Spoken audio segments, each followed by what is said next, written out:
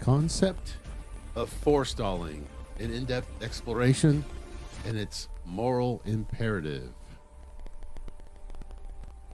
Forestalling, at its core, refers to the act of anticipating and preventing something from happening, often by taking proactive measures in advance. Derived from Old English roots meaning to buy up goods before they reach market, a practice historically deemed exploitative. The term has evolved in modern usage to encompass broader notions of interception or aversion. In contemporary context, it typically implies dealing with potential issues ahead of time to make it impossible or less likely to occur, such as forestalling a crisis or wrongdoing or undesirable outcome. The concept spans disciplines, from economics and law to ethics and public health.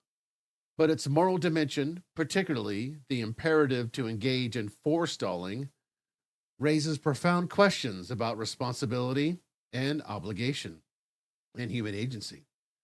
Historical economic roots of forestalling. Historically, forestalling emerged as a pejorative term in medieval English common law, where it described the unethical practice of intercepting goods en route to public markets to resell them at inflated prices.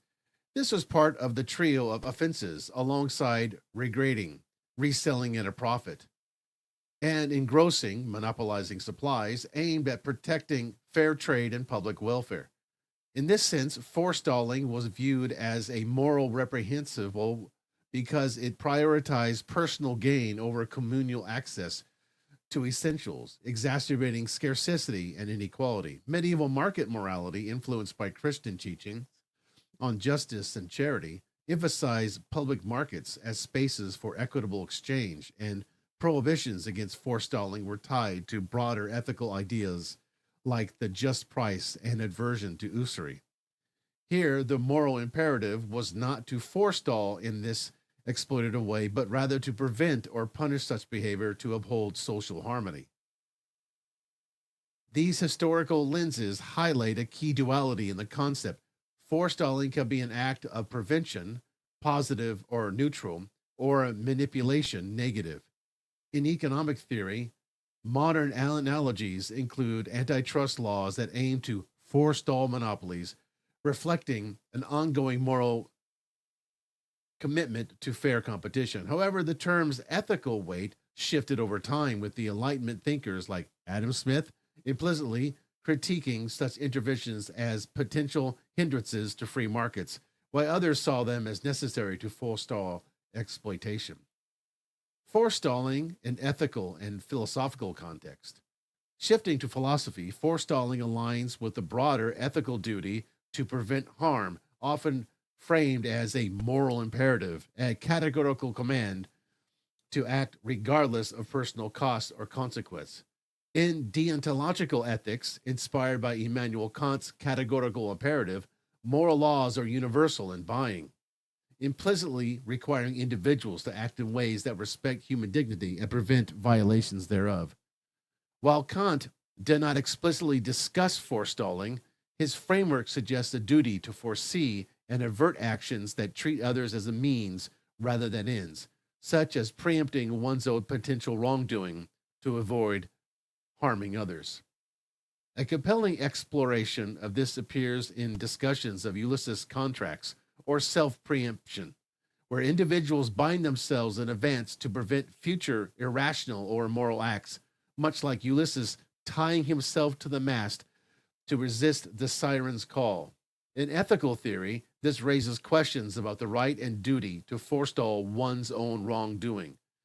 For instance, if someone anticipates succumbing to temptation and committing a crime under duress, do they have a moral obligation to take preemptive steps, such as seeking intervention or creative barriers? The argument posits that yes, there is both a right, justified self defense against one's future self, and a duty to uphold rational moral standards. Challenging non consequentialist views by blending personal responsibility with preemptive ethics, this extends to societal levels, such as a preemptive detention laws, where the state forestalls potential crimes, though this risks overreach and raises debates about autonomy versus collective safety. In utilitarian ethics, forestalling gains imperative status when it maximizes overall well being by minimizing harm. Peter Singer's effective altruism, for example, implies a moral duty to forestall global catastrophes like poverty or pandemics through proactive giving and policy advocacy. The precautionary principle in public health ethics further embodies this. When risks are uncertain but potentially severe, this is imperative to foresee and forestall damage through measures like vaccination campaigns or environmental regulations. This principle, rooted in observation and prudence rather than absolute proof, underscores a moral obligation to act preemptively, especially in areas like climate change where failing to forestall emissions could lead to irreversible harm.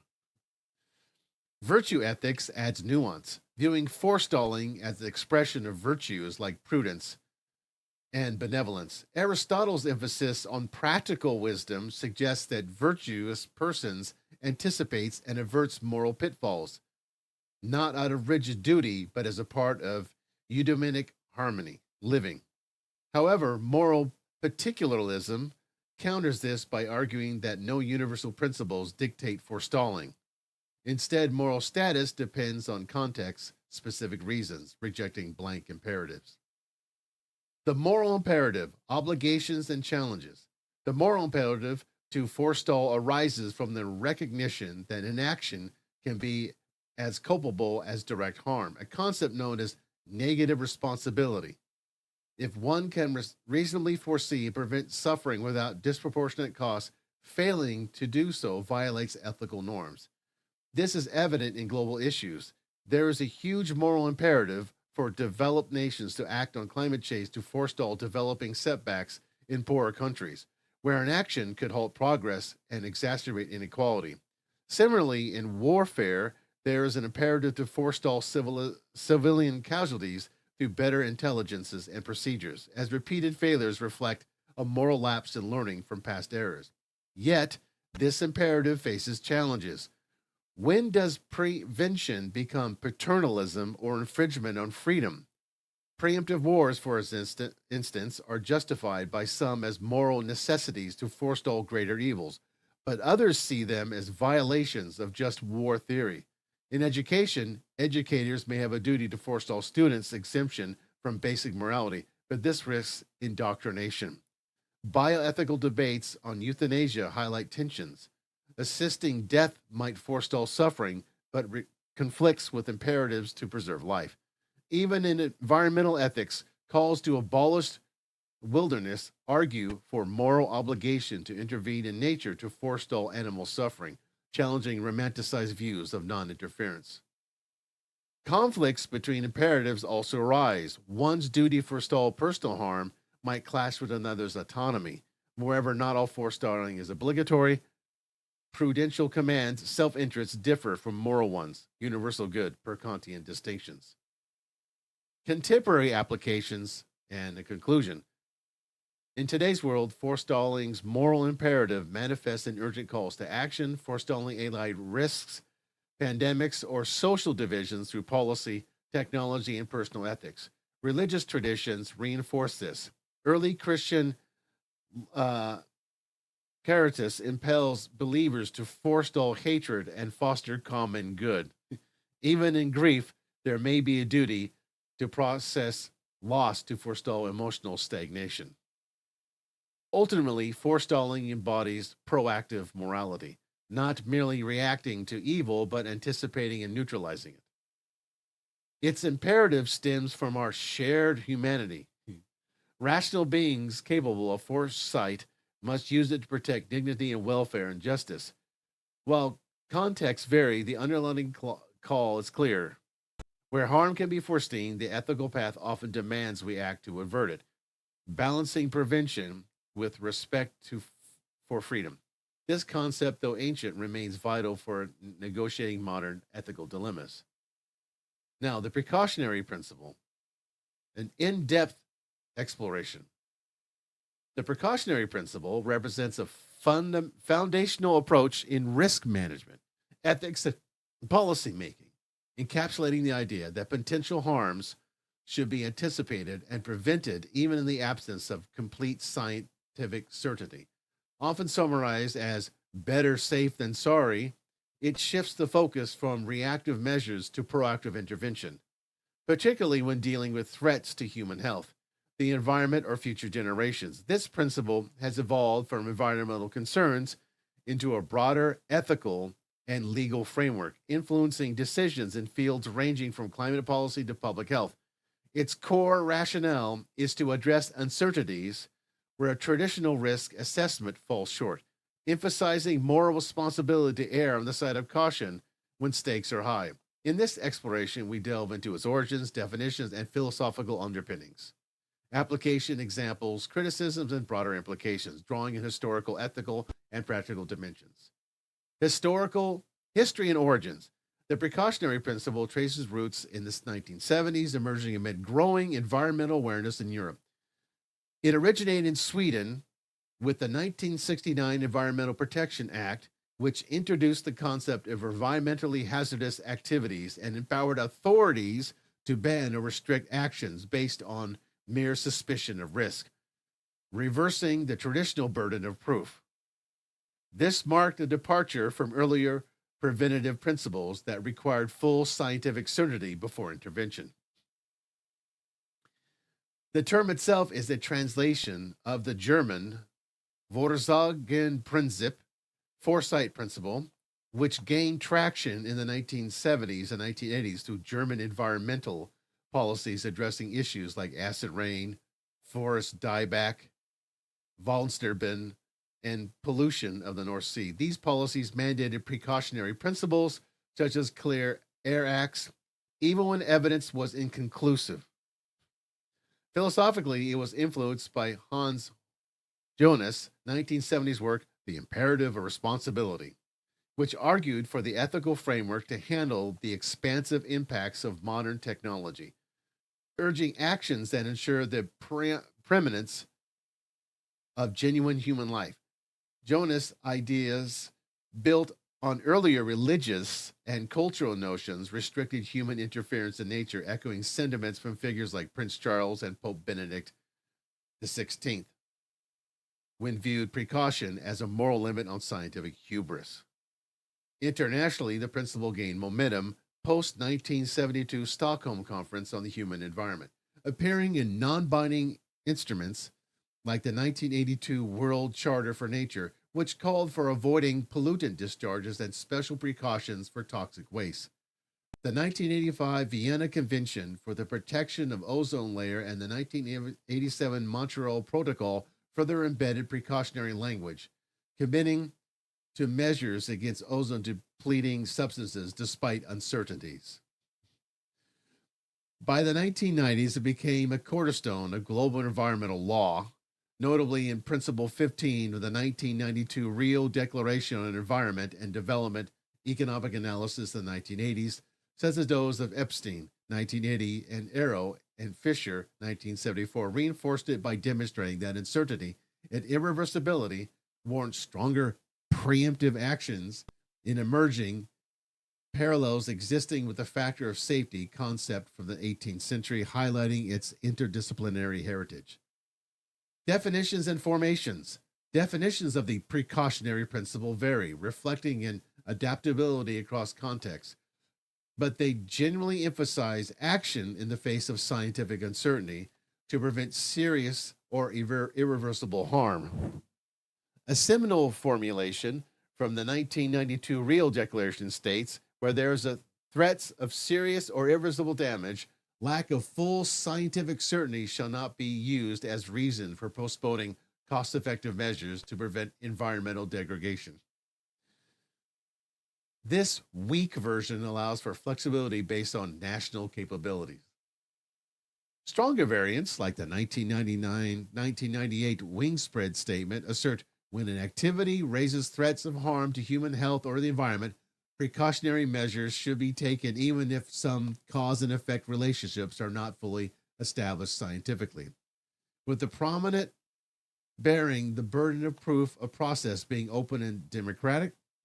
The European Union interprets it as a general principle of law applicable when scientific evaluation indicates risks inconsistent with desired protection levels without a fixed definition. Other formulations include the Cardigan Protocol of Biosafety 2000, which permits decisions to avoid adverse effects on biodiversity despite uncertainty. Classifications by scholars like Pirsandi identify dimensions such as risk aversion, burden reversal, and default assumptions of harm and ambiguity. R.B. Stewart, 2002, reduces variance to 4: non-preclusion of regulation, margins of safety, best available technology, and outright prohibitions. Distinctions between principle, legally binding, and approach, softer context dependent, highlight its nuanced application. Philosophical and ethical foundations. Philosophical, the PP addresses rational decision making under uncertainty or ignorance, where traditional expected utility theory falters due to unknown probabilities or outcomes. It draws from deontological ethics, imposing duties to prevent harm, and virtue ethics, embodying prudence and caution as moral dispositions.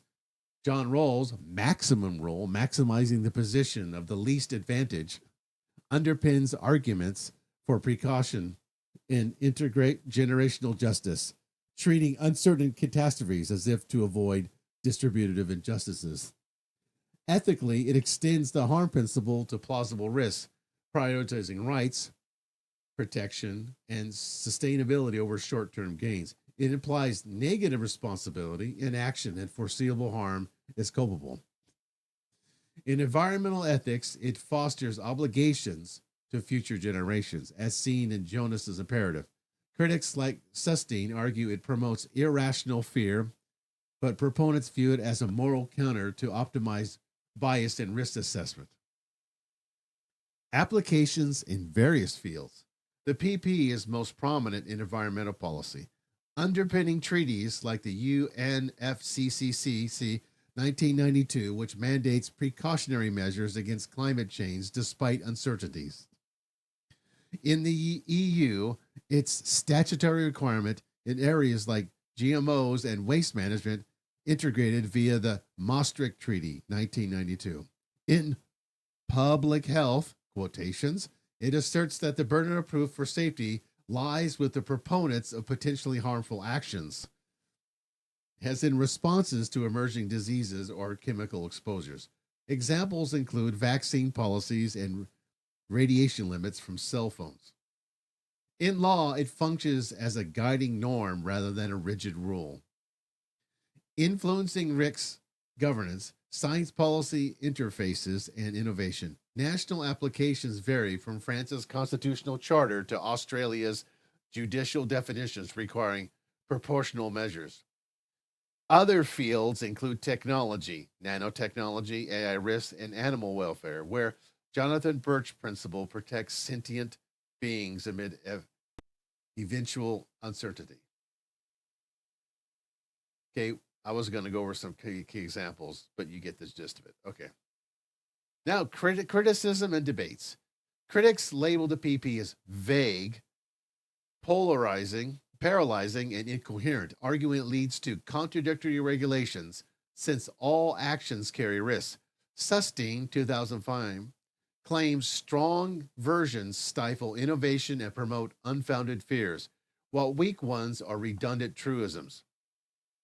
It may hinder development in poorer nations or be abused for protectionism as an EU hormone treated beef bans. The precautionary dilemma posits that it either demands too much incoherence or too little uselessness. Defenders counter that criticism, target caricatures, emphasizing qualifiers like serious harm and the need for proportionality. It demands more science for uncertainty assessment and promotes democratic process.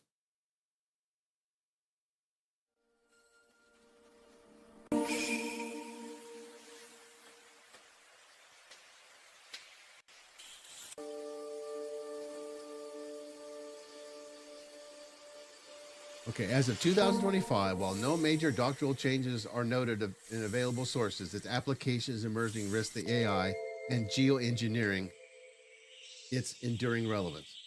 In conclusion, the precautionary principle embodies a proactive moral and practical stance against uncertainty driven harms, bridging ethics, law, and policy to contested. Though contested, it's imperative to protect vulnerable systems and generations make it indispensable in navigating complex modern challenges, urging a balanced, evidence informed caution.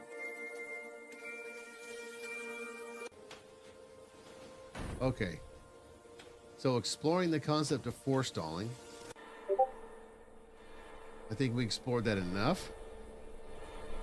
I was going to continue this, but I think that's enough. Now, so there's some examples here I probably want to touch on. Like the historical and military context, seizing the Danish fleet in 1807. This act of forestalling prevented Denmark from being drawn into a conflict on France's side. The Bagration March, a military strategy, Prince Bagration's relentless advance without rest aimed to forestall the French army's progress toward Vienna, delaying their invasion and buying time for allies. Next one, Stalin's actions in World War II. Stalin took measures to forestall American advances in certain territories, preventing rival powers from gaining strategic advantages in post-war settlements. Now we have examples in business and sales context, but I think we should skip over that, the economic side and legal context. And let's talk a little more about the personal and interpersonal context. Interpreting an outburst. In a conversation, someone might raise a finger to forestall heated response, preventing escalation by signaling a pause. For another example, avoiding physical contact, and then hedging bets and relationships. Okay, let's not go into that. It's getting boring. I want to stick to the philosophical. Okay, here's what we get. Forestalling in the context of objective epistemology. Okay, its moral nature. Objective epistemology, as articulated in Ayn Rand's philosophy of objectivism, posits that knowledge is objective, derived from the facts of reality through the senses, processed by reason, and integrated via logic without contradiction. It rejects subjectivism, mysticism, and any form of evasion or distortion of reality. In this framework, human consciousness is a volitional, meaning individuals choose to focus their minds or not on perceiving and understanding reality accurately. The primary epistemological virtue is rationality, while the cardinal sin is evasion, the willful refusal to acknowledge or integrate facts that are available to one's awareness. Morality in objectivism is inexorably linked to epistemology because ethical choices must be grounded in rational self-interest and adherence to reality. Anything that subverts reason is inherently immoral. As we discussed in forestalling before, these vague laws, either they're too vague or they're too much. Within this context, forestalling specifically refers to a tactic employed in the argument from intimidation, a fallacy identified by Rand as a pseudo-argument that preempts or prevents genuine debate. Rather than engaging with ideas on their merits through evidence and logic, it seeks to extort agreement by impugning the opponent's character, thereby halting rational discourse before it can occur. This form of forestalling is immoral because it assaults the foundations of objective knowledge acquisition, prioritizing psychological manipulation over reason, and constitutes a form of intellectual evasion. Below, I'm going to explore this in depth, drawing on Rand's definitions, the epistemological implication, and why it violates objectivist morality. The nature of forestalling in the argument from intimidation. Rand defines the argument from intimidation not as legitimate intellectual exchange, but as a means of forestalling debate and extorting the opponent's agreement with one's undiscussed notions. It operates by bypassing logic entirely, using moral threats to discredit an idea without discussion. The essential pattern is to assert that only someone morally deficient, evil, dishonest, heartless, ignorant, or insensitive could hold a particular view. For instance, only the immoral can fail to see that candidate X's argument is false. Only the primitive-minded can fail to realize that clarity is oversimplification. This tactic doesn't refute the opponent's position with the facts or reasoning. Instead, it implies this disagreement itself is evidence of vice, creating an ultimatum: renounce the idea without debate or be branded unworthy. In practice, it manifests in public discourse through verbose, obfuscating language laced with moral condensation, or in private through nonverbal cues like scornful tones, shrugs, and grunts that convey disapproval without substance. Forestalling here is a proactive prevention of a debate. Intercepting rational inquiry as deception. It doesn't allow the epistemological process to unfold. No presentation of evidence, no logical analysis, no integration of concepts. By design, it halts the objective validation of ideas, which the objectivist requires, tracing knowledge back to perceptual reality through a non-contradictory chain of reasoning.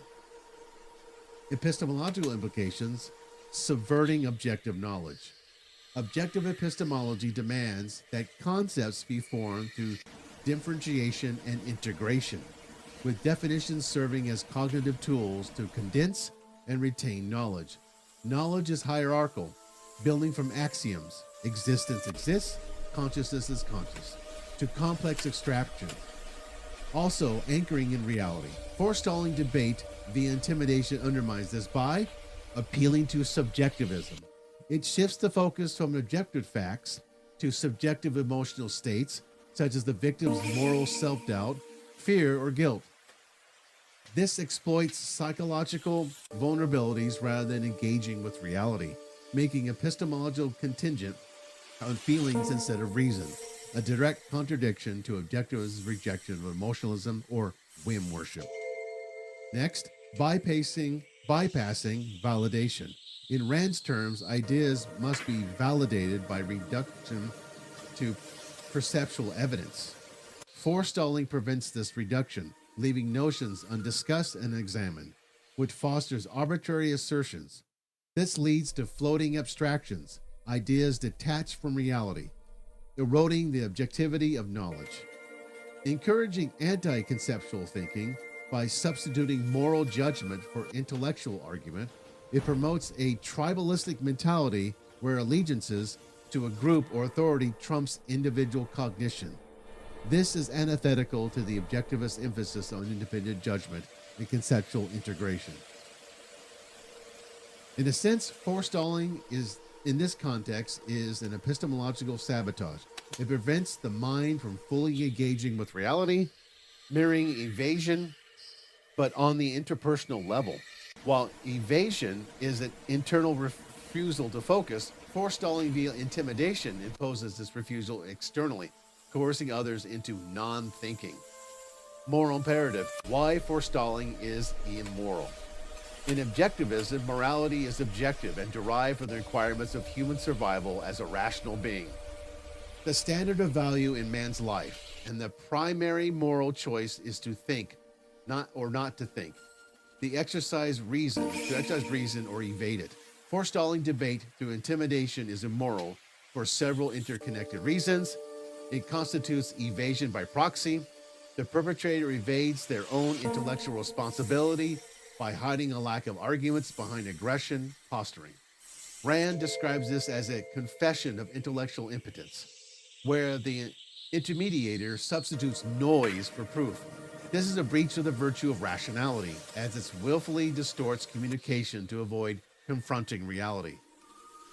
It next violates rights and integrity by extorting agreement through moral threats and infringes on the opponent's right to independent thought, treating them not as rational being, but as a manipulative object. This contradicts the objectivist ethics of rational self-interest, with interactions to respect individual sovereignty. Moreover, it undermines personal integrity, the commitment to acting on one's rational judgments without compromise. Next, it weaponizes morality against reason. Proper moral judgments in objectivism follow epistemological validation. They assess actions based on whether they align with reality and promote life. Here, morality is inverted. Judgments precede and suppress evidence, using ethics as a bludgeon. This perverts morality into a tool of anti-reason, fostering injustice and enabling the irrational to dominate discourse. And finally, the broader consequences for human flourishing. On a societal level, widespread forestalling stifles innovation, progress, and justice, as ideas cannot be debated objectively. It perpetuates errors and dogmas, hindering the pursuit of truth essential for human survival and happiness. Rand contrasts this with legitimate and moral evaluations in intellectual debates. When morality was relevant, condemning evasion itself, it must be introduced after rational discussion, not as a pretext to avoid it. Suppressing moral judgment when warranted is cowardice, but preempting debate with it is aggression. Examples illustrating the immorality. Political discourse. A debater claims only heartless capitalists oppose universal health care, forestalling analysis of economic facts by implying opponents lack compassion. This evades objective evaluation, costs, incentives, and is immoral for prioritizing emotional blackmail over reason. Academic settings. A professor dismisses a student's question with only the unenlightened cling to outdated views, preventing epistemological inquiry. This is immoral as it discourages the student's volitional focus and integration of knowledge. Last, personal interactions. In a relationship, one partner says, "If you really love me, you agree without question," forestalling discussion of an issue. This subverts rational communication, eroding mutual respect and integrity. We've all been there with that one. And that's how you deal with it. In summary, forestalling in objective epistemology, specifically as a component of the argument from intimidation, is immoral because it actively prevents the rational, reality-based pursuit of knowledge.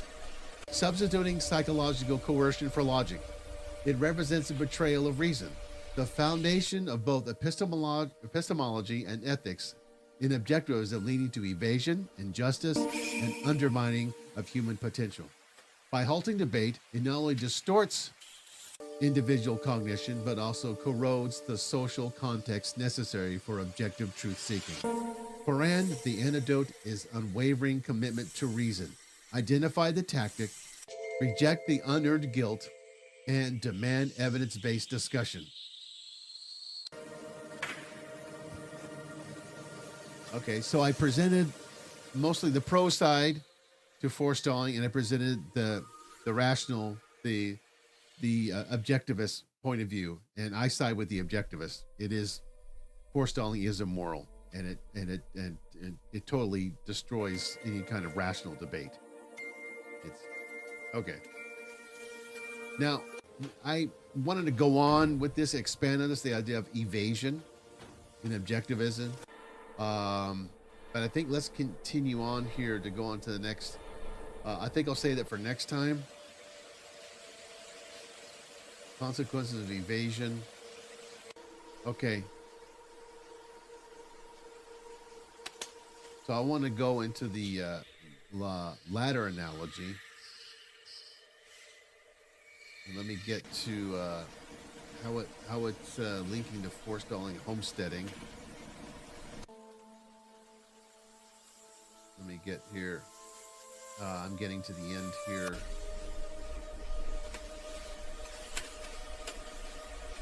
Okay, so I want to get to the ladder analogy.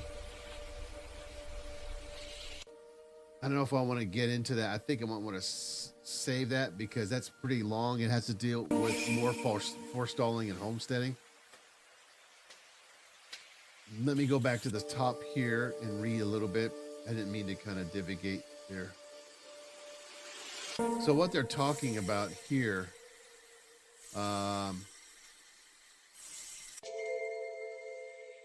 basically like to the ladder analogy, or often phrased as kicking away the ladder.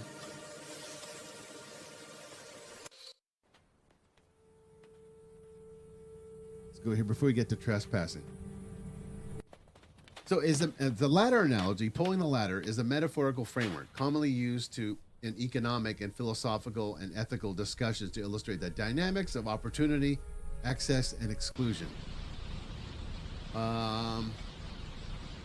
So the core of the ladder analogy, the ladder represents a pathway or a set of tools enabling ascent to a higher state, economic prosperity, property ownership, social status, or resource control. Okay, so we're talking about As here. John Locke would argue, homesteading is about maxing your labor with the land to claim ownership. Claim ownership. So let's get to that homesteading. Linking to forestalling and homesteading. Forestalling as kicking away. Forestalling here is the preemptive mechanism actively or passively blocking access after one's own use.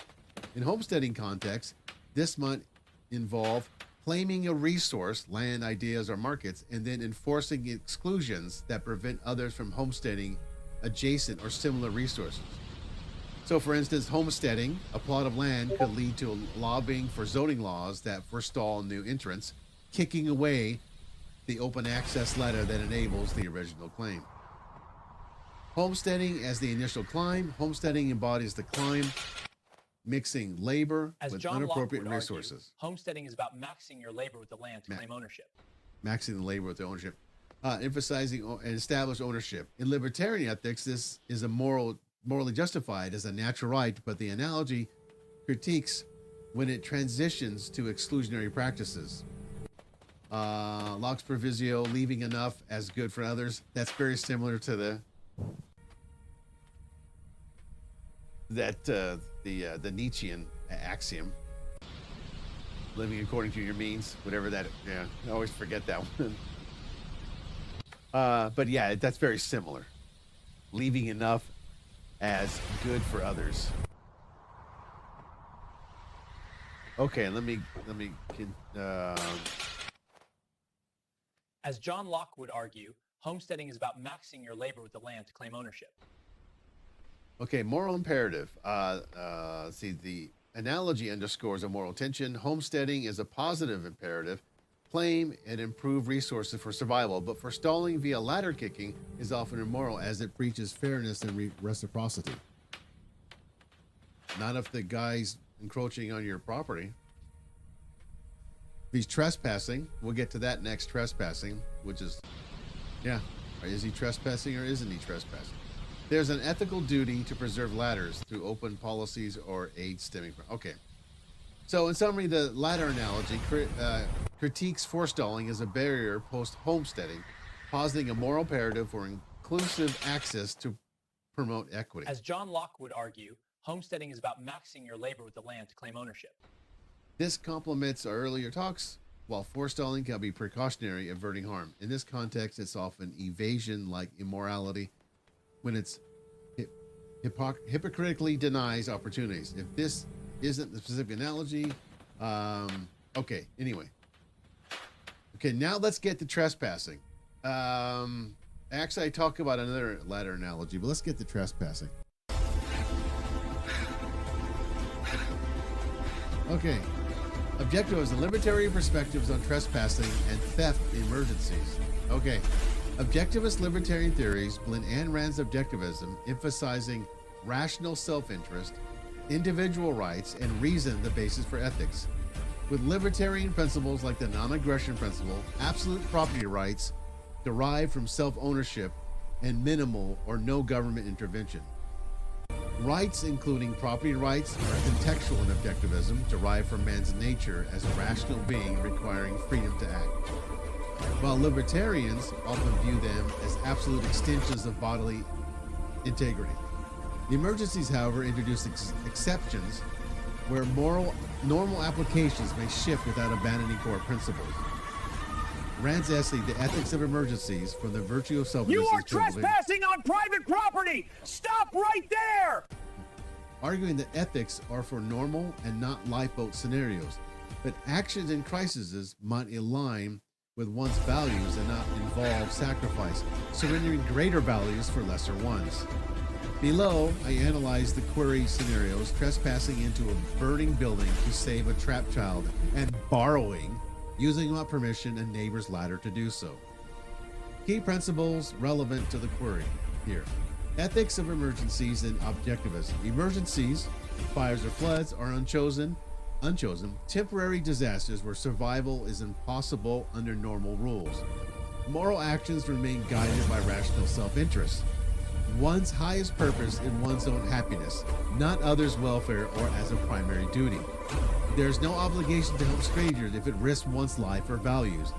Doing so would be altruistic, immoral sacrifice. However, helping loved ones and one's child is moral if they represent a high value integral to one's own happiness.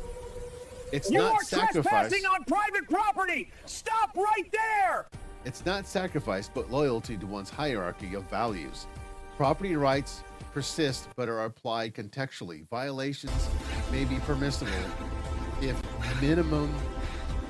minimal, necessary, and non-sacrificial.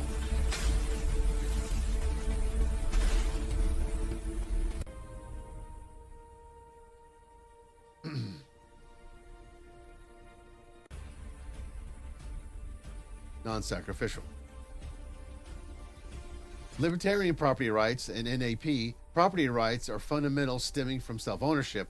One owns one's body and labor, thus homesteading resources. Trespass or unauthorized use, theft, initiates force, violating the NAP. However, libertarians recognize defenses like necessity, where imminent harm, deaths, justifies limited infringement if not alternatives exist, often with post hoc compensation. There's no positive duty to rescue strangers, as it would coerce action for others' benefits, but choosing to rescue doesn't obligate violation rights unless necessity applies. Necessity defense. In libertarian-leaning legal theory, drawing from common law, necessity excuses criminal acts like trespasses or theft if they prevent greater harm, saving life, are proportional and serve the common good without alternatives. The stewardship model reframes this communally. Property use should benefit society, allowing trespass if it preserves life without undue harm to the owner. Libertarians critique broad applications as potentially coercive, but accepted in true crises. Would entering the burning building be considered trespassing?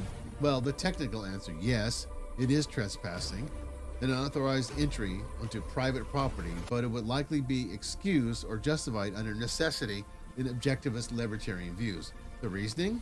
If the child is yours or highly valued, a relative, entering aligns with self-interest, the child's life is part of your happiness, making the action moral and non-sacrificial. Rand analogizes this to spending a fortune to save a spouse, not altruism, but protecting one's values. The emergency context, imminent death, shifts the application of rights. The building's owner exclusion right yields to life preservation as emergencies demand combating the disaster to restore normalcy. If the child is a danger, there's no moral duty to enter if it risks your life. Valuing a random person equally to yourself shows low self-esteem.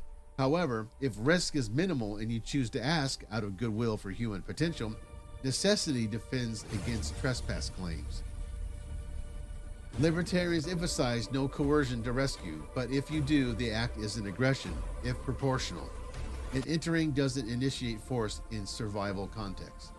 Compensation might be owed for any damage.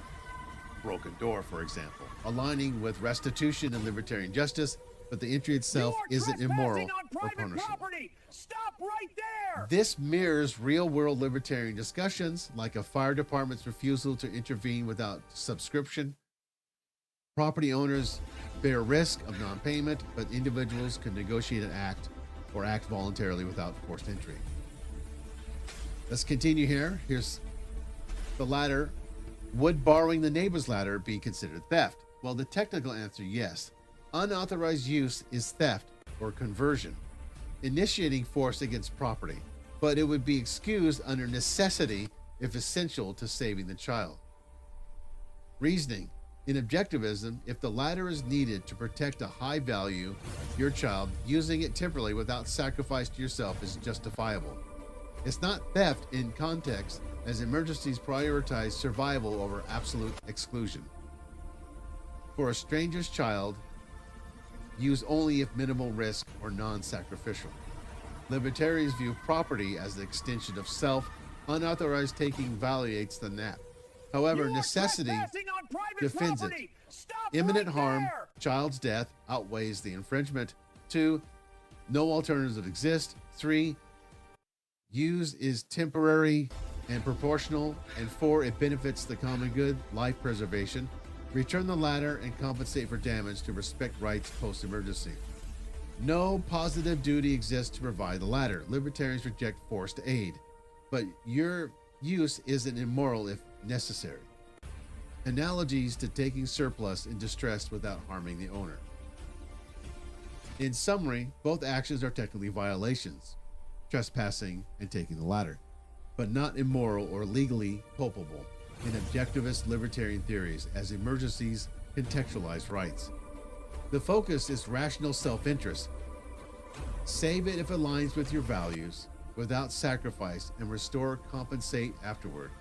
This avoids altruism while upholding rights as principles for human flourishing. If the child isn't valued to you, there's no obligation to act at all. Okay. You are trespassing on private property. Stop right there. Okay. So that concludes the presentation of both forestalling, homesteading, and trespassing.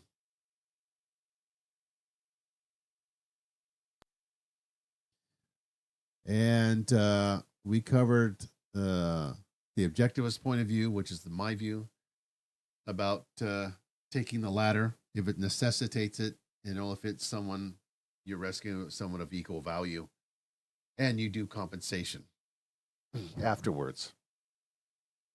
Okay.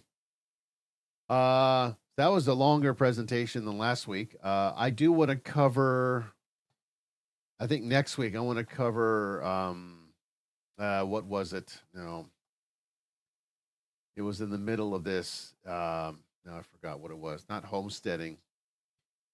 We had we talked about the ladder, but that wasn't the ladder analogy I was thinking. I was thinking of taking the ladder to save someone's life. Looking here. Evasion. That's what we talk about. Yeah, moral implications of evasion. I want to cover that next time. I think I covered enough today. So now it's time for game time. And let me see if my friend is there. You notice at the beginning of my video here, FA is dead right now. Oh, 8:51. 10-minute walk. Okay. Going to play now. Okay. I will keep the Discord open to monitor my friend while we play the game. Okay. Okay. That open there. All right.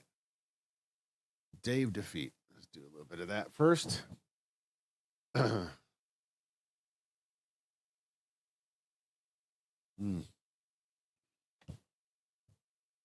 I should probably post these presentations on my Discord.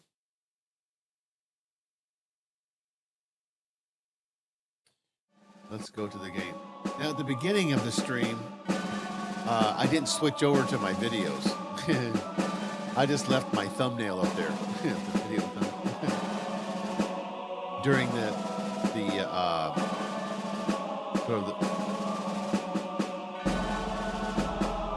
sort of the pro version of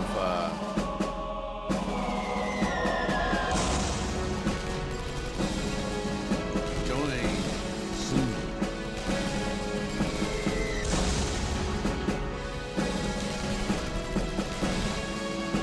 So I showed the version of forestalling, and how that is unethical, and how vague it could be, how it's just sort of based on arbitrary whim worshiping, moralizing rather than just evidence or facts. And we pointed that out in the pro version of forestalling, where the moralizing overrides the rational evidence-based discussion, and it just puts an end to discussion by moralizing. Only an evil person would support this or that or the other thing of this policy of this president, whoever that is.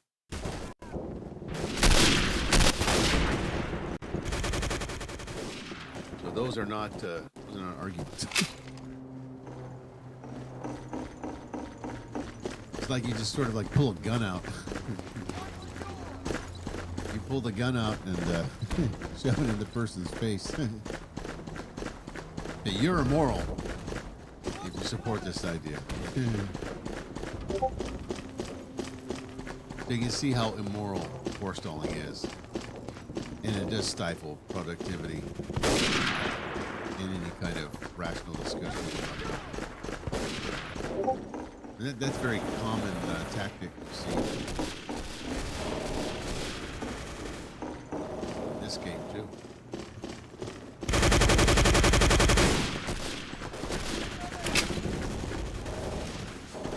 I spotted an enemy and I got shot.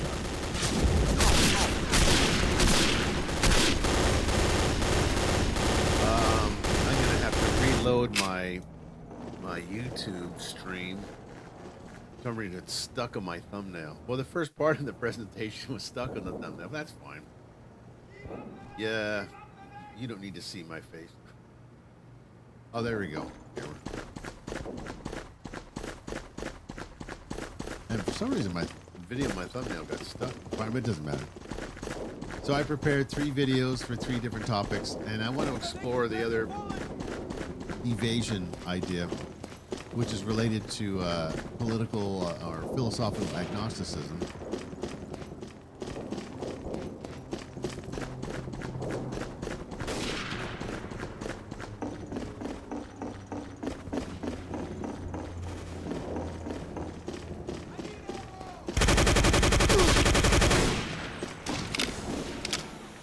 Okay, let's go around this way. How you doing there? Who's this guy? Let's go.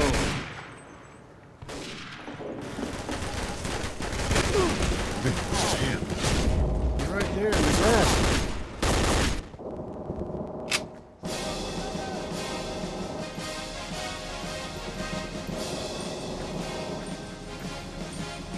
So the trespassing, yeah, it would be technically trespassing, but if it's done by necessity principle that is talked about. A lot of people. And also, if you do, if it's compensated, if you borrow the ladder, give it back, and you save someone of equal value. Like a loved one would be priority. Let's capture this flag. Yeah, oh, I've been injured. Whoa. Okay.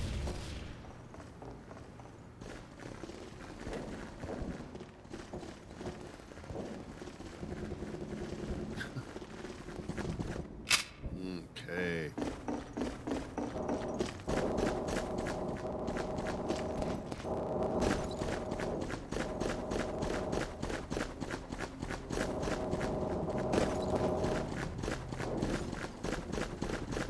How's this way? Doesn't look too bad. Go through this way. Ah, okay.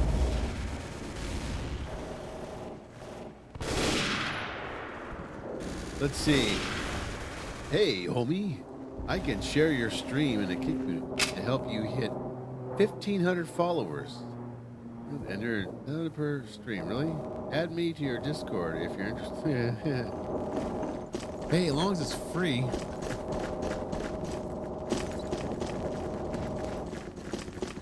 No, I need to add the conversation to Discord. I need to add the conversation on X too. So I need to start doing that more.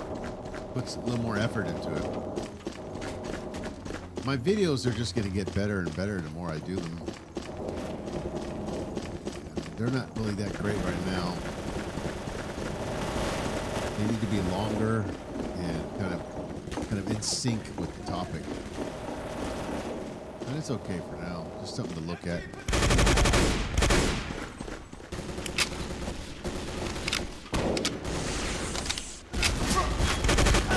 What?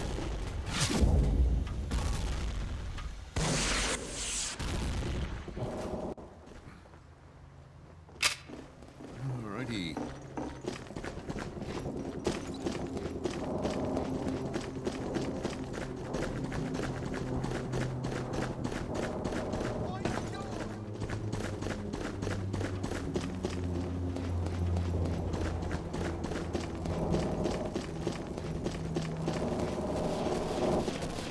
Okay.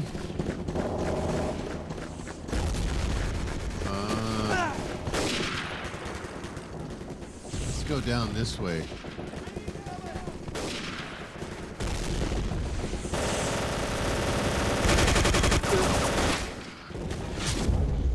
I saw him under the tank.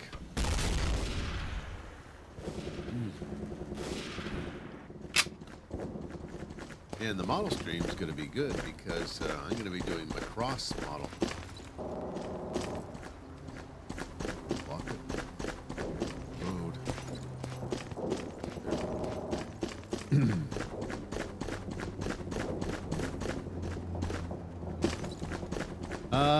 We need one more. Lots of vehicles. Come on. Let's go. One more. We can do it. Last flag. Oh no. Okay. Boom, boom.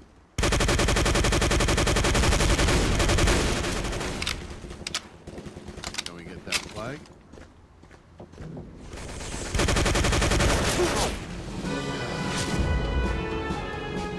Yeah.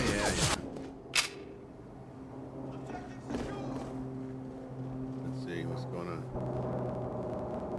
He's not back yet. He said he was going for a walk.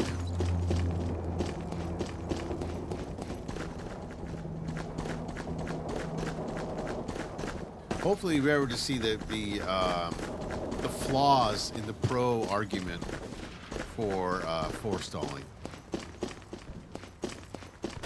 I think maybe next time I should juxtapose them side by side. I don't know, that would take too long. I just created the pro version straight and just read it straight, and then saved it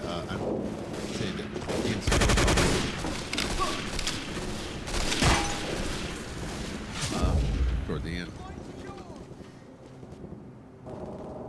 I think I messed up though. I think the ladder analogy wasn't that analogy I didn't want. I wanted the ladder analogy when it comes to terms of trespassing. The concept of trespassing and stealing the ladder. So I want to address both of that's what I wanted. But I messed up.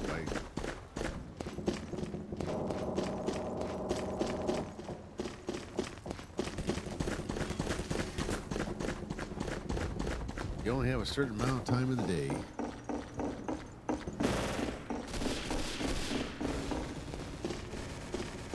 Well, all it takes is one Panzerfaust, one rocket launcher, and shoot a rocket launcher in that room, they're all dead. We're taking a little bit longer capturing this territory.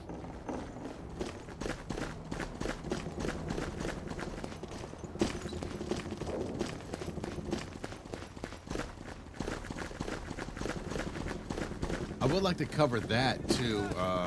See, what I'm doing is I want to cover all these basic concepts and then get into like conversations. I want to establish these basic concepts first. It may not be clear. People may not be clear on it. And I've covered forestalling. I've covered homesteading. I haven't done evasion. I'll do that next time. Save it for next time. Okay, this is bad news right here.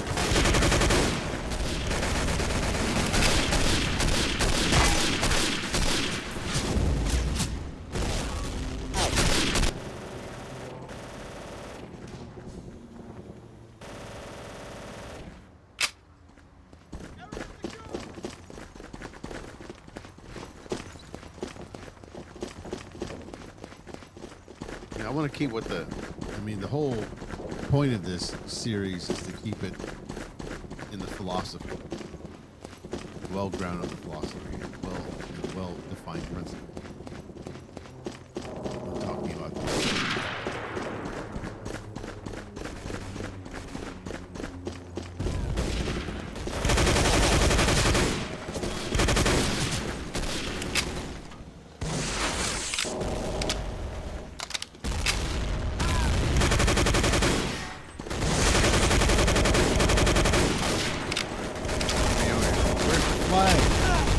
I missed it. Ran right past it.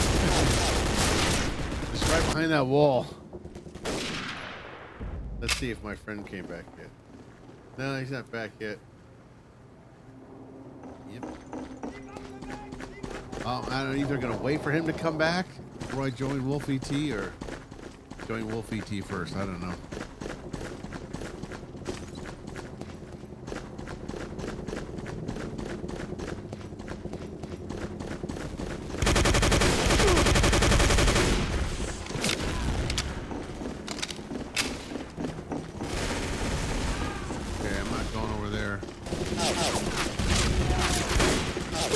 Wow.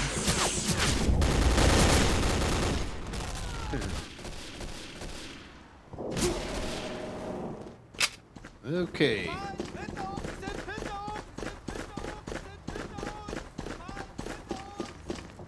We got sandbags with surrounded by hill. Okay, hill's straight up the hill. Just seeing how they create the barrier.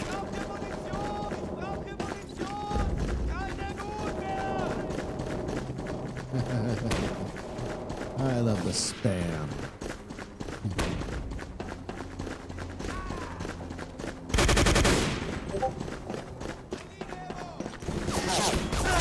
Ah, damn it.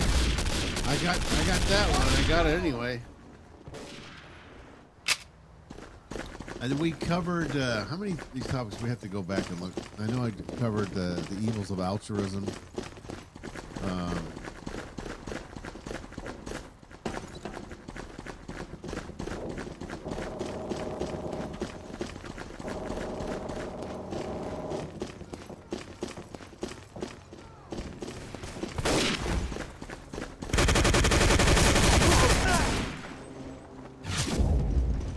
I got some more left.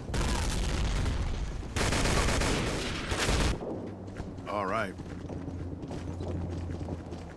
Let's see, is he back yet? What was that? 10 minutes.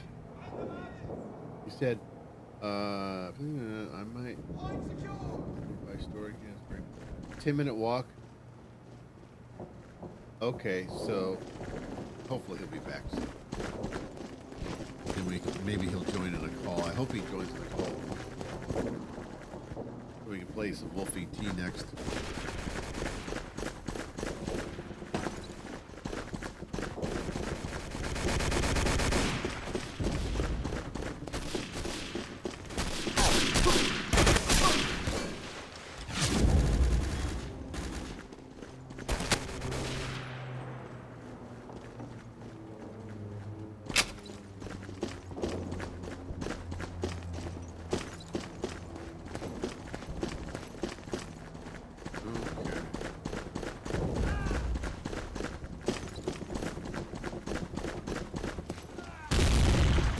What the heck is going on?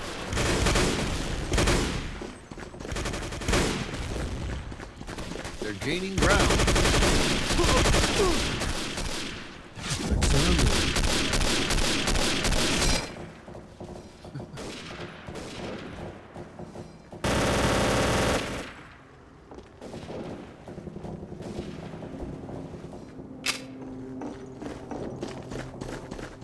If you want those videos, they're not really that good videos, but the videos I make with Grok image to video, I publish them as shorts.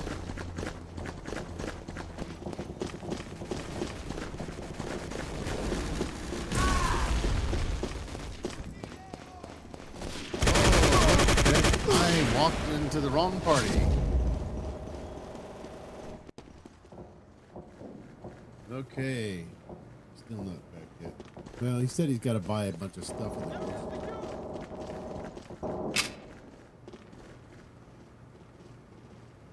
All right. At least I'm not letting the computer play me.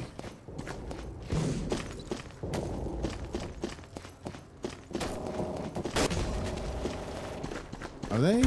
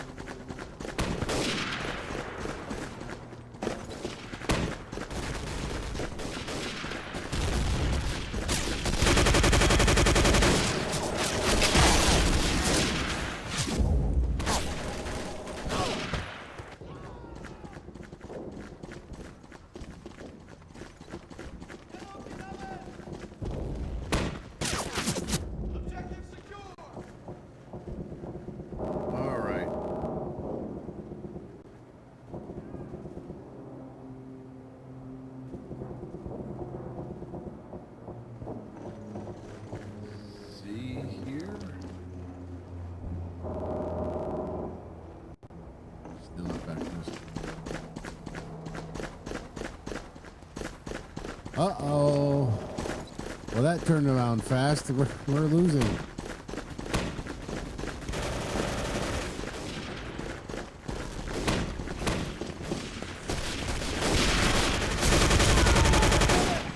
Okay. Oh, no, you don't.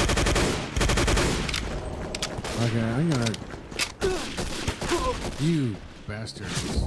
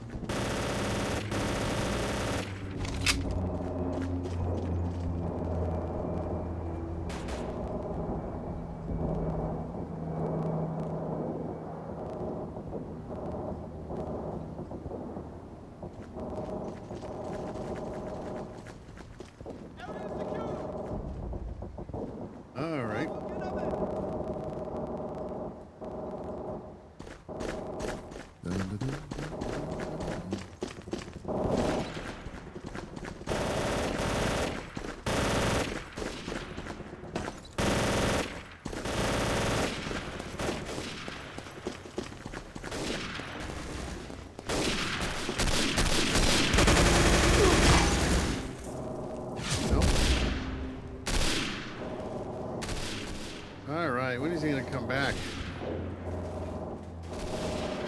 We always get stuck here.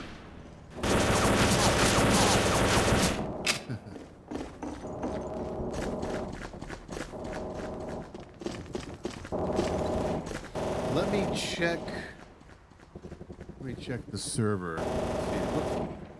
Let me check FA server recruiting and see how many people are on there right now. And it looks about the same.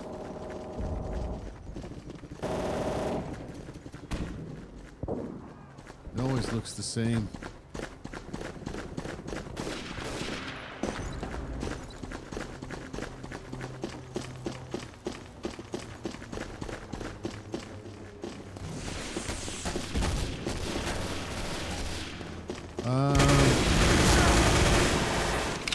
Just grab the flag. There, we got it. Did we get it? Jeez. What in the world?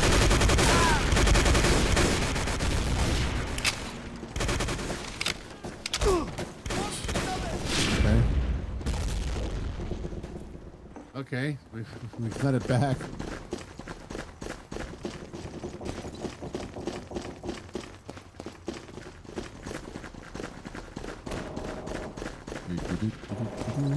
Okay.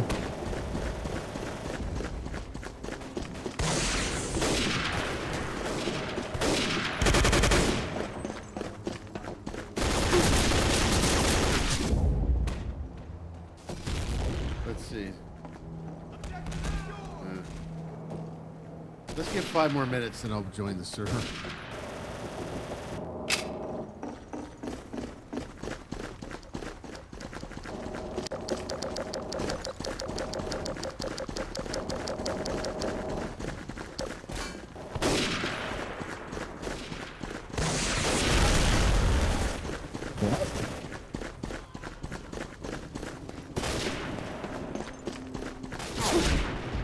Okay, over there.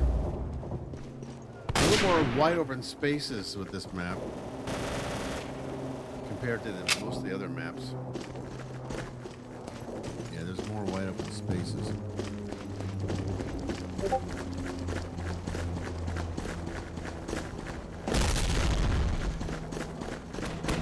He's voting for Avalanche map. No. Oh my goodness. Ooh.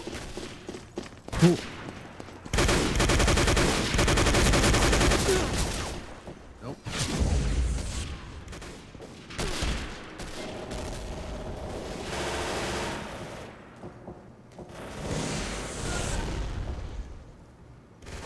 All right.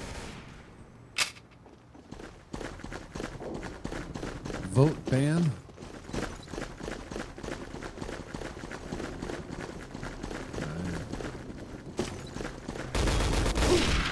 What?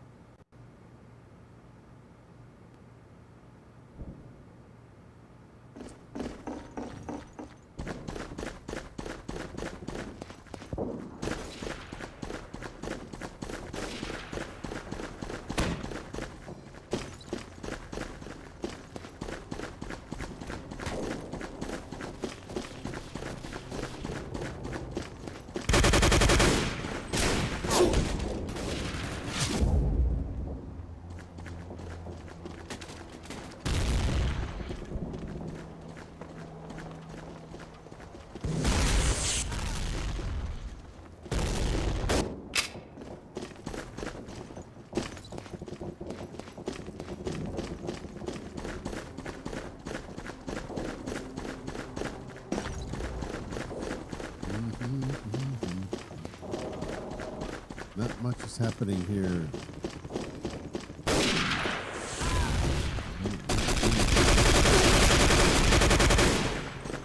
Okay. Wow, where's my teammate?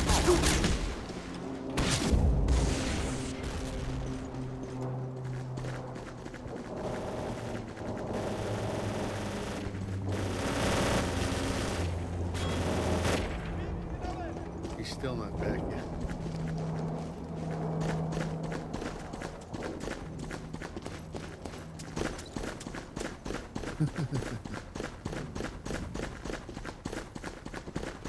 You can't damage your own player with that.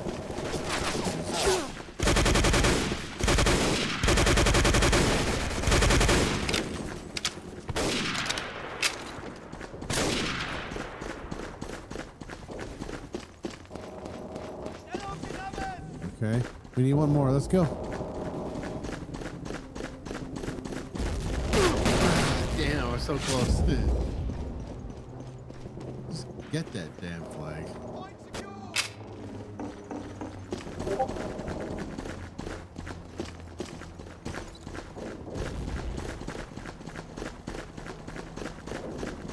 What?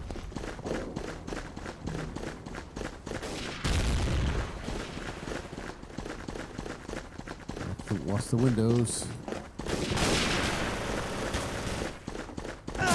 Ah, damn it. What? Okay, a fence killed me. He's behind the fence. Someone's got to get that guy.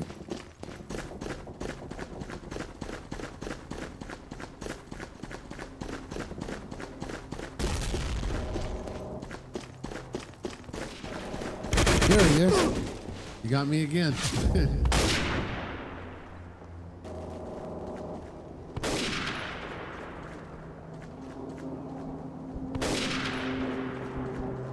All right, let me check FA server again. How many people have showed up?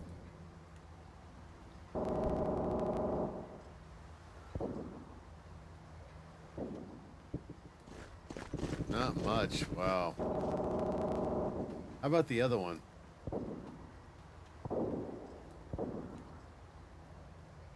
They're in Italy. Let's see. Italy. This is the beginners number 2. Oh, it must be some event or something because there's more people on this server.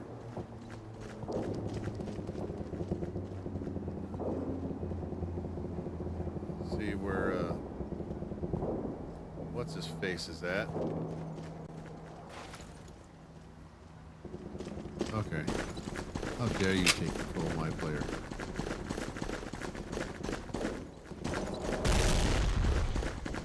Okay, I'm just gonna go this way. A lot faster.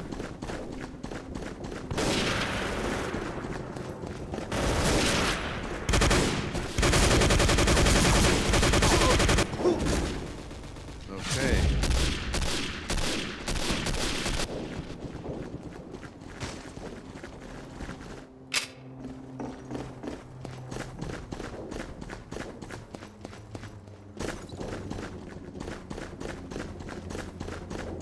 We'll go until 10 o'clock. We got about like 10 minutes. All right. Nice.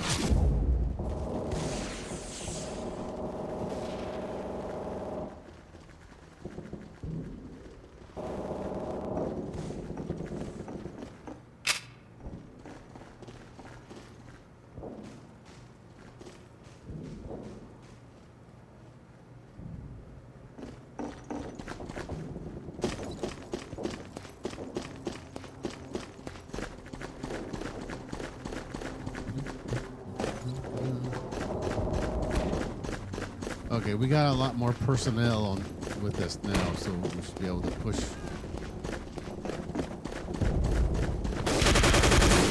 Ah! Damn it! I need to get up. Oh, did I get him? I don't think I got him. I thought I got him with my grenade.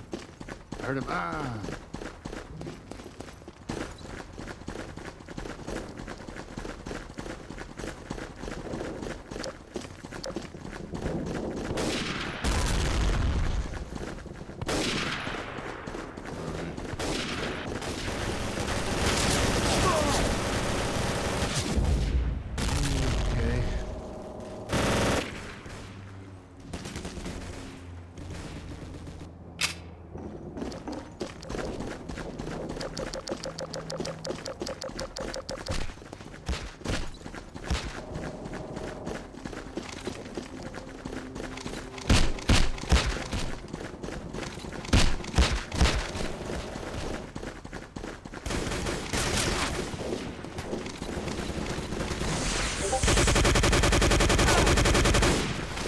Okay.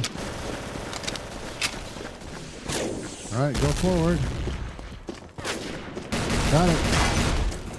He's hiding behind. He's on top of the bush. Okay, he's that old trick.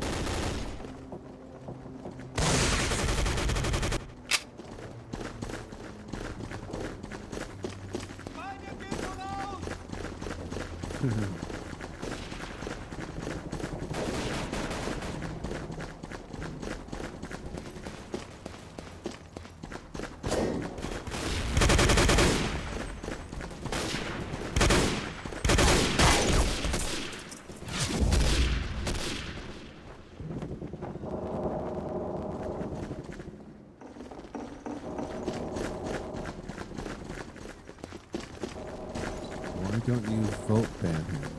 Ooh.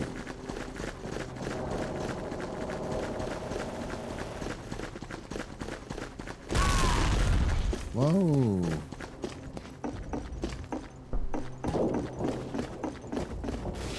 Nobody in here.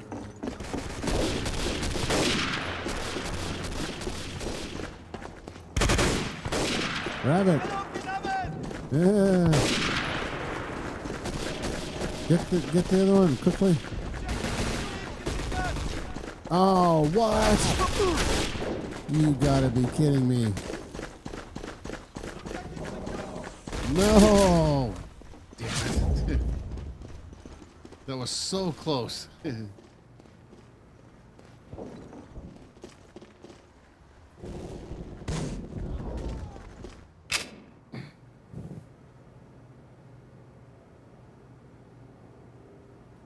Okay.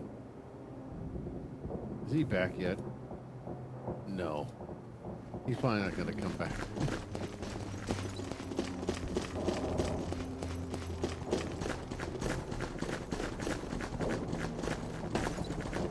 All right, let's try again.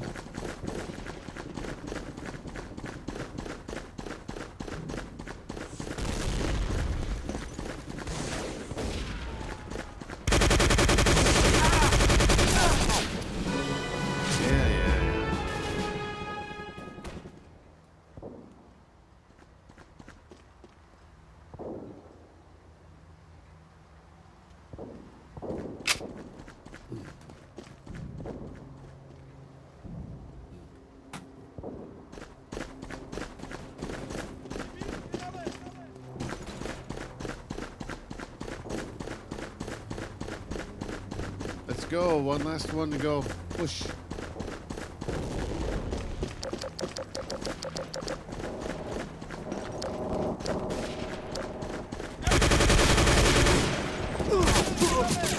He's there again. In the railroad tracks.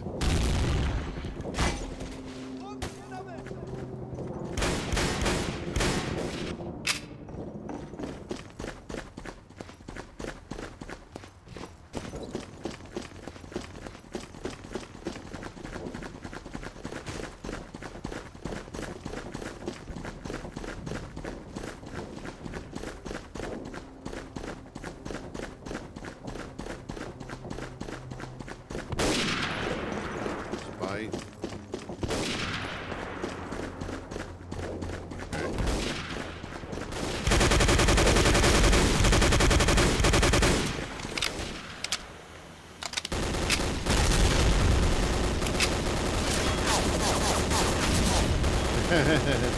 Help!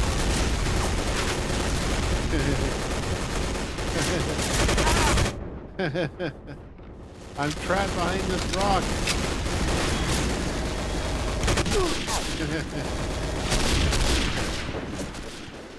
Couldn't help it. I was trapped behind the rock.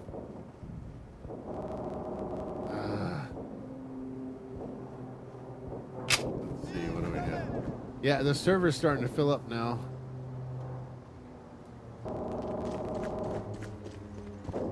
Yeah, it looks, look, the server looks better now. What's the map? Oh, Oasis. No wonder. Okay.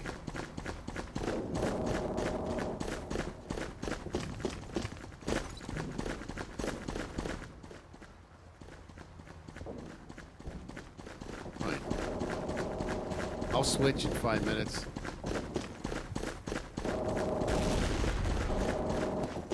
Come on, we gotta take this last flag. This is...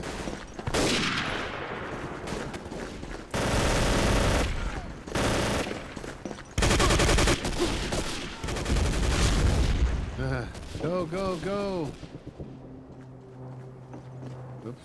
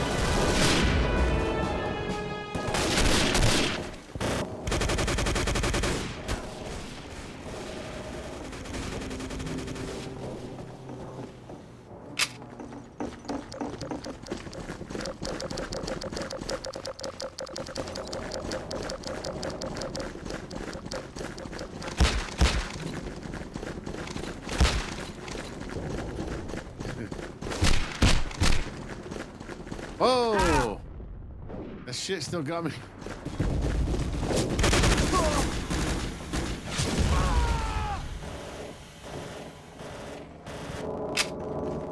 Okay, as soon as I switch over to the other game, I have to do something before I start playing the next one, or to finish off tonight. Something I gotta do, I forgot. Yeah, we got 2 more minutes. As soon as it's 10 o'clock, I can switch.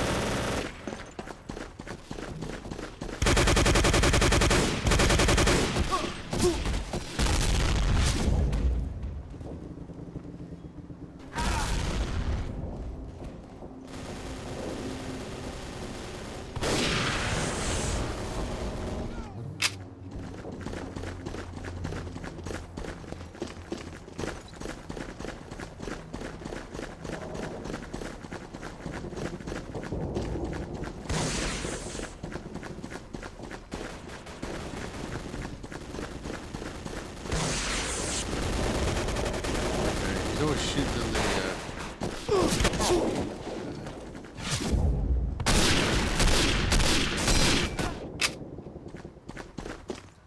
okay. I'll be right back.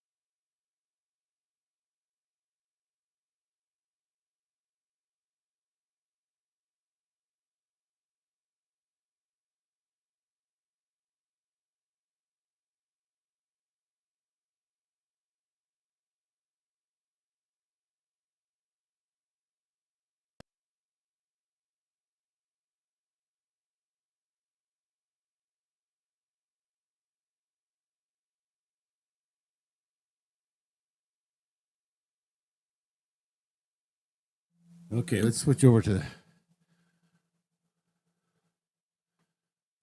quitting time. Now we're gonna switch over to Wolf ET. They're on Oasis right now. Okay. Let's go. Did he come back yet? No. He's probably not gonna come back. He's probably done for today. That's fine. We can finish off tonight.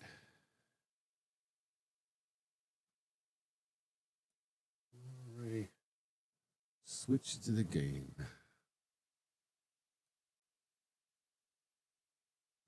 Okay.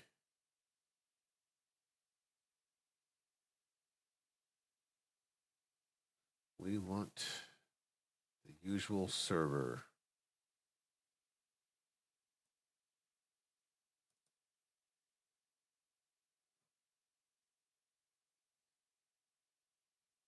Oh, it's on Beach Invasion. I'll go ahead and pick medic.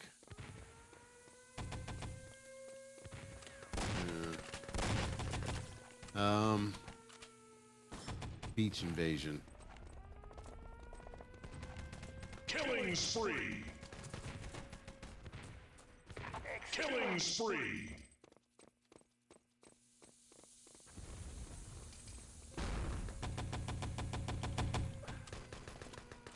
Whoa.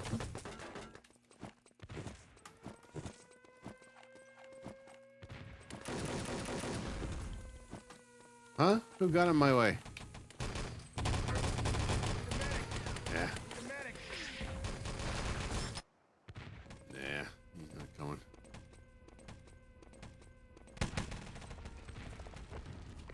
Great shot.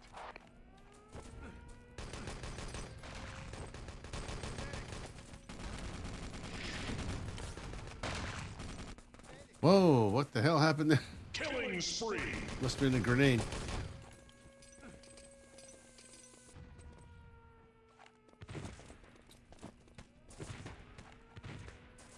Hold your fire. Yeah, hold your fire.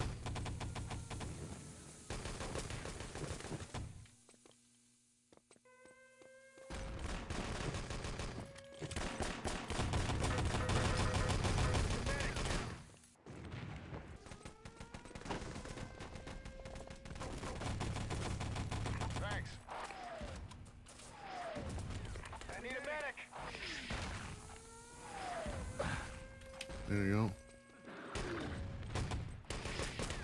Who's?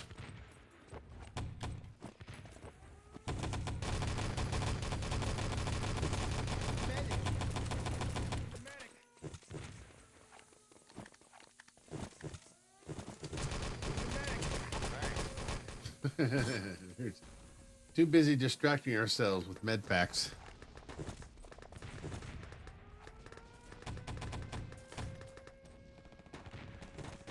Killing spree.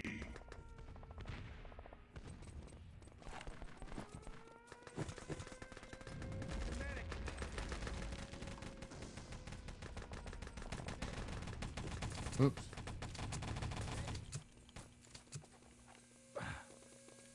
Okay. Thanks. All right, let's get going, guys.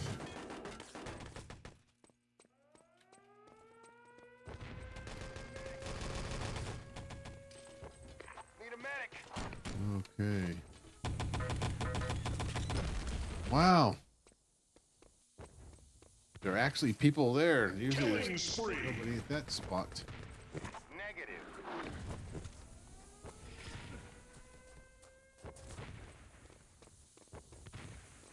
Ah. Objective taken. Oh, we got the document.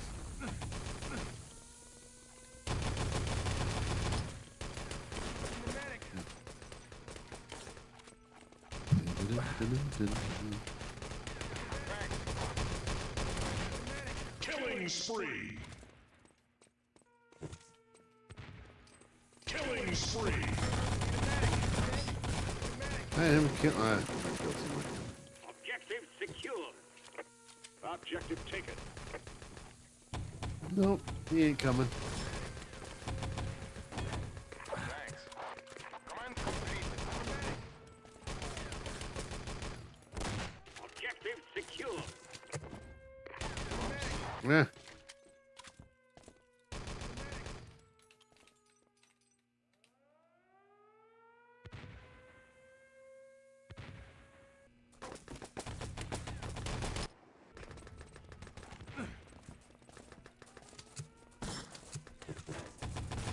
Killing spree.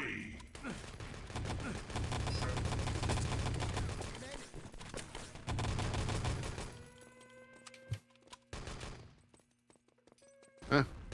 You forgot about me. No.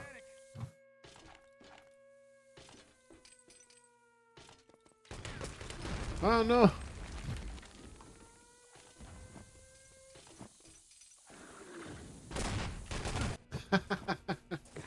He dared to follow me in the air ducts. Ducts?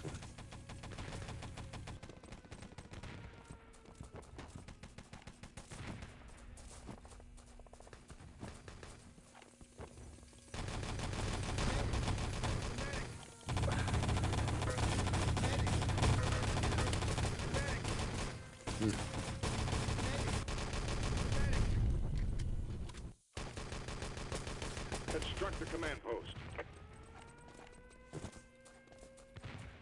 Need a medic. Oh. Shot.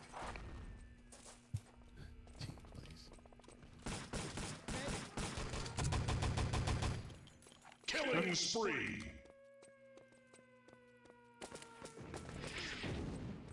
Yes, I need a medic. All right, I got down here finally. Oh, there's someone here. Damn it. They've constructed They a know. command post.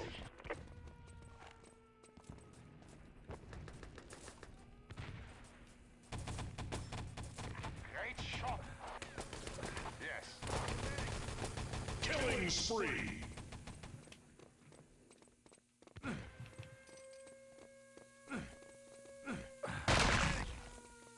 Nice. I need a medic. There you go. Smart. Need a medic. Need a medic.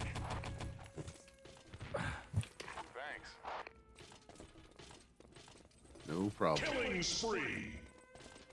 Okay. Jesus, we're going everywhere now. Alrighty. Zarna. Okay, you go first. Objective Killing spree. Oh, we got the objective. Objective secure. Okay. Objective taken. Whoa. You gotta get rid of that guy. Objective taken.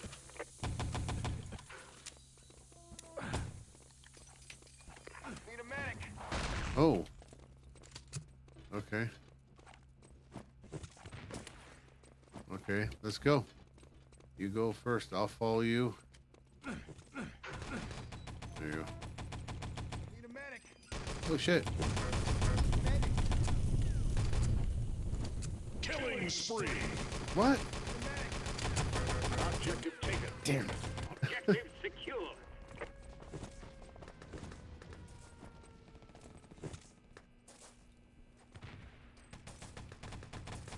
See. He's showing up? No. Killing spree. You got 20 minutes. There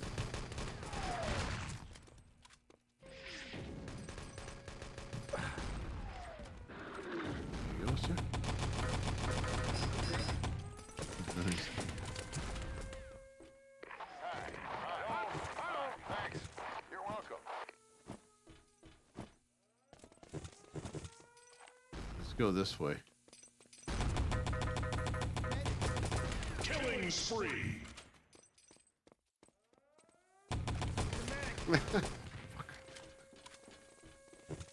Thanks.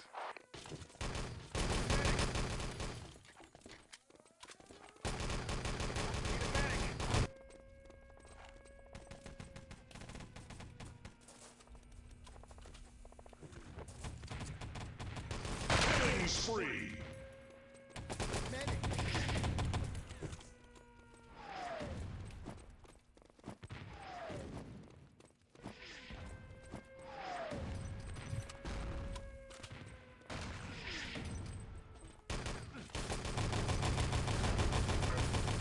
Damn it.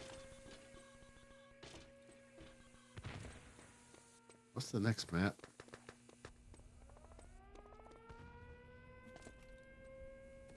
Objective taken. I need a medic. Objective secure. Hey, look at. This isn't cut right. Thanks. The textures aren't lining up. Use F for that. What are you doing?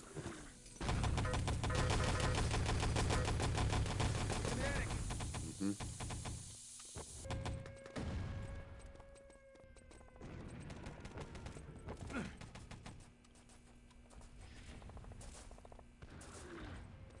Killing spree. Need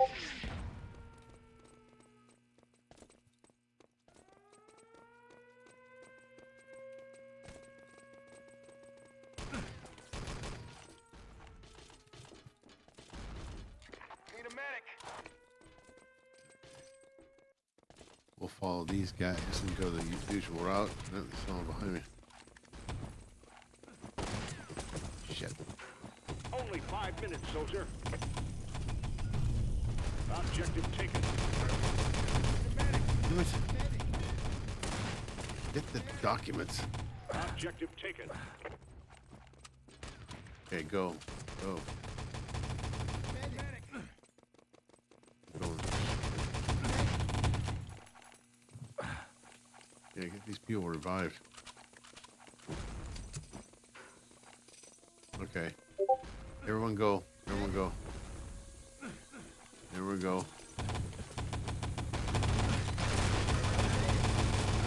Just go. Thank you. Killing spree. So,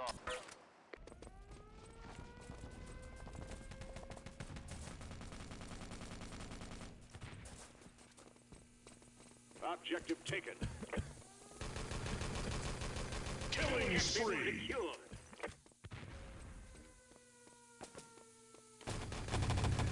Oh, Objective taken. that's not good. thanks. Thanks.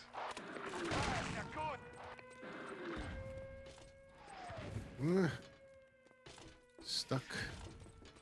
Oh.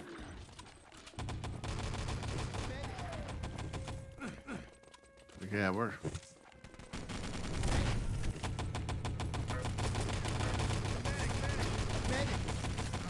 Get me. I need a medic.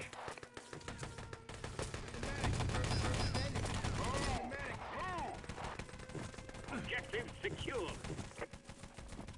Great shot.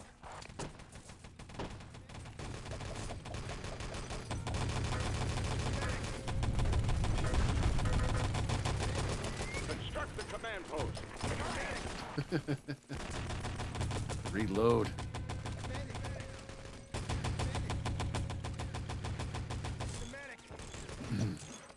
Command post constructed. Objective taken. Okay. Got a little over 2 minutes left. We can still do it. Objective secure. Killing spree.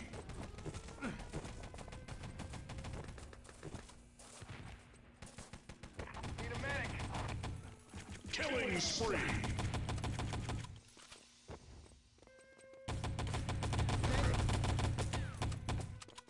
What? Oh. 2 minutes to get out of here, soldier.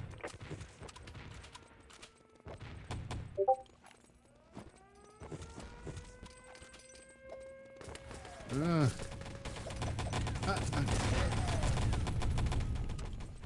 goodness. Affirmative. Okay. No choice to go forward. Hello. Hello. Hello. No. Need a medic.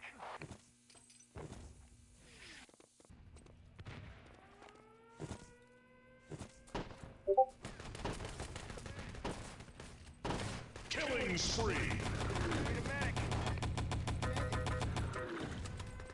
Objective taken. Objective secure. Thanks. Need a medic. I'm not even gonna waste my time. Turn off collision. Insufficient fire. Yeah, that's it. We lost.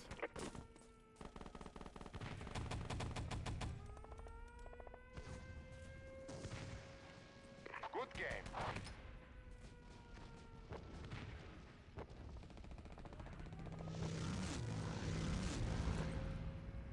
Yep. 30 seconds. Come on, move it.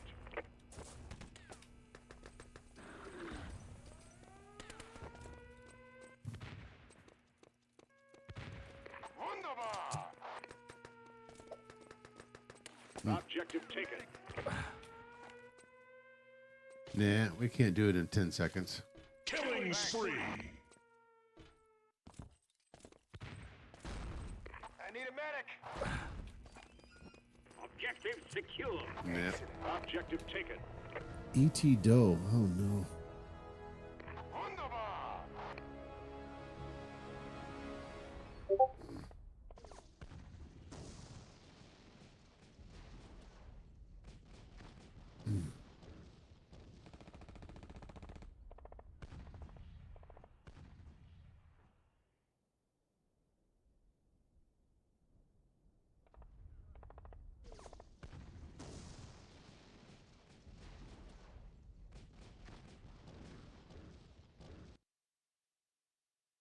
Prepare to fight.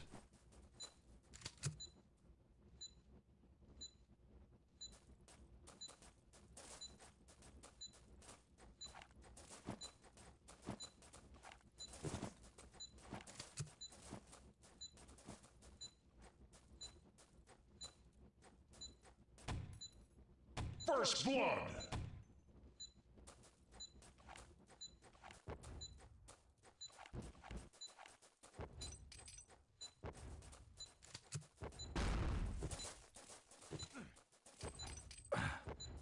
Thank you. Fight. Capture the forward bunker. Construct the command post. Thank you. Oh my God, not this one. Look at the square walls.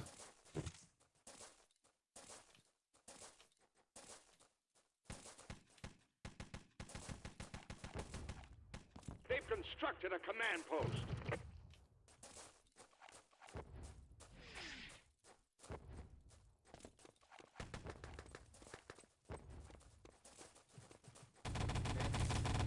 Go. Medic.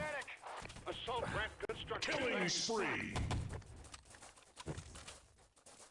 Killing spree. Assault ramp constructed.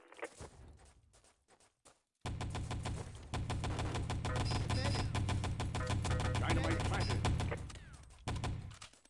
Oh, there's there. Good timing for lag. The forward bunker. There you go. Killing spree. Okay, we got it. Huh?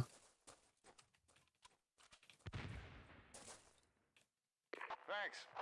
Follow me. Need a medic. Destroy construction. Command post destroyed. Construct the command post. Command post constructed. Minutes captured. Minutes captured. People are leaving. They don't like this map either.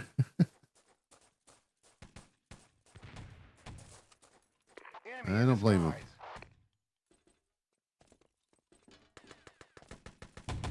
Rampage.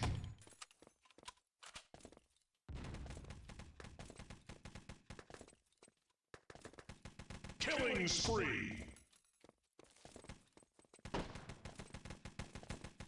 Rampage.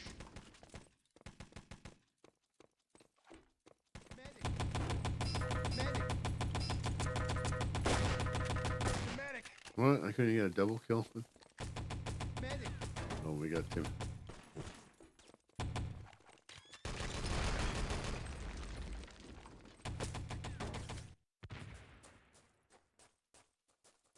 Killing spree. Move.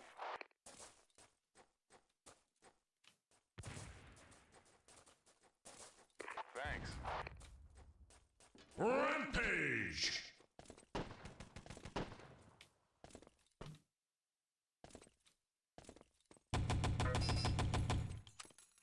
Too many bots.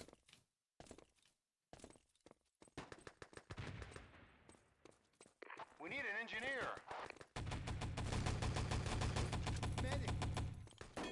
Whoops.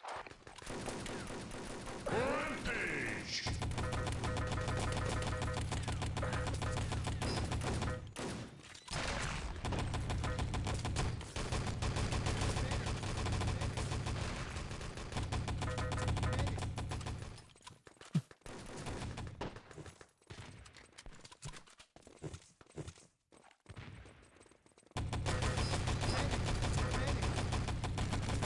Killing spree.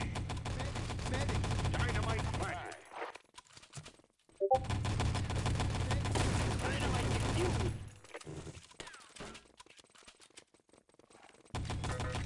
Rampage. Killing spree. Double kill. Dominating.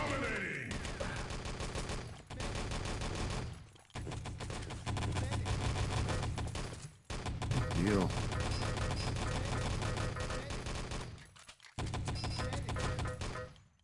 He's taking all my kills anyway.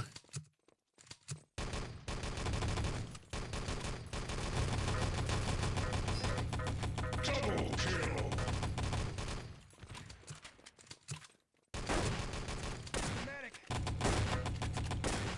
Eh. Great shot. Wow, the server Killing died. spree. Conquer.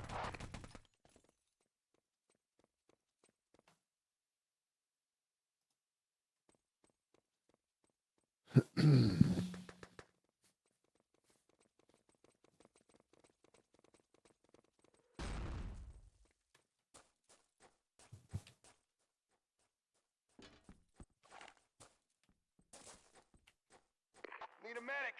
Rampage. Walter. Killing spree.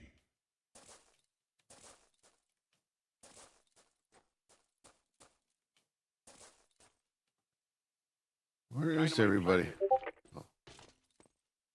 Oh. Dynamite defused. Need a medic.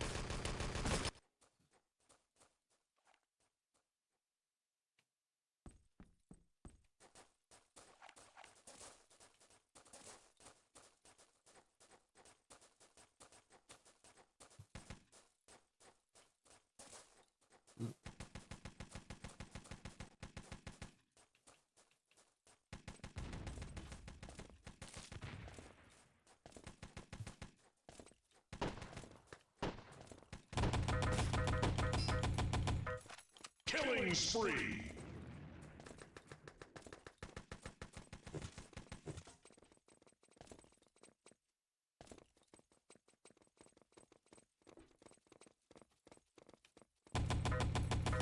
Killing spree. Need a medic. Medic. Medic. Medic.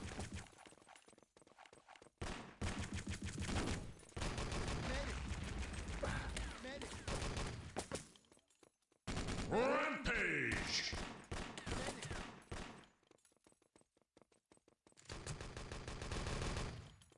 Oh yes.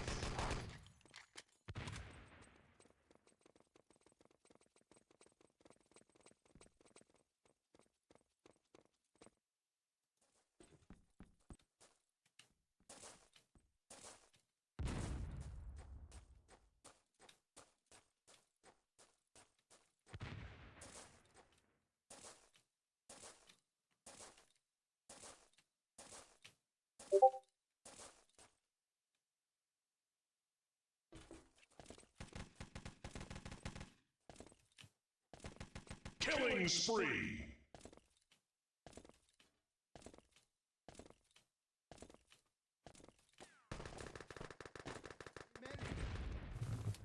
Killing spree.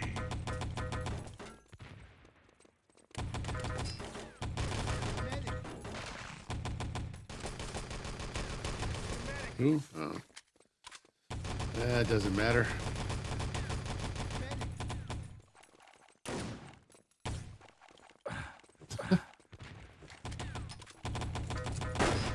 Medic. Rampage.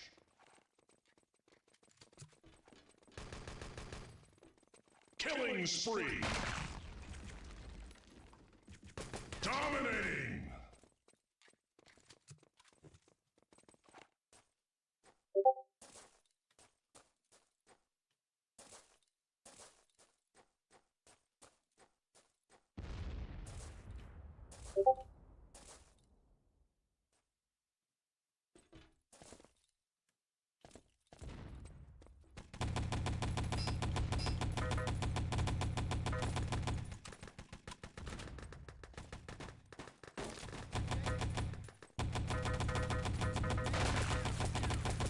Need a medic.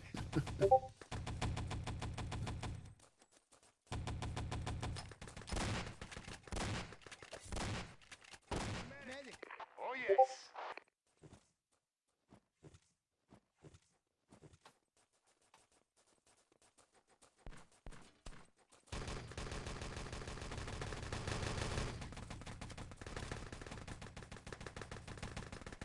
Need a medic.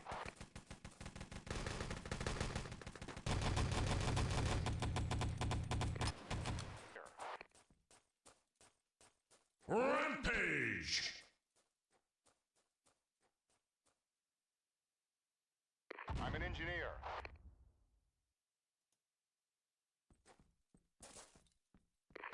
engineer. Okay, good for you. Killing spree.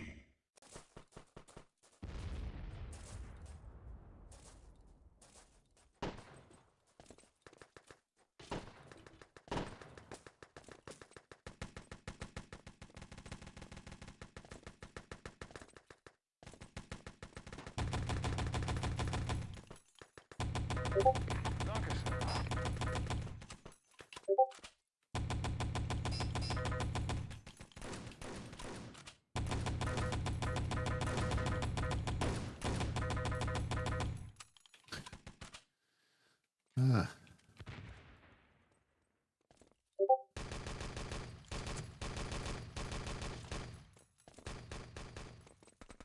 Killing spree.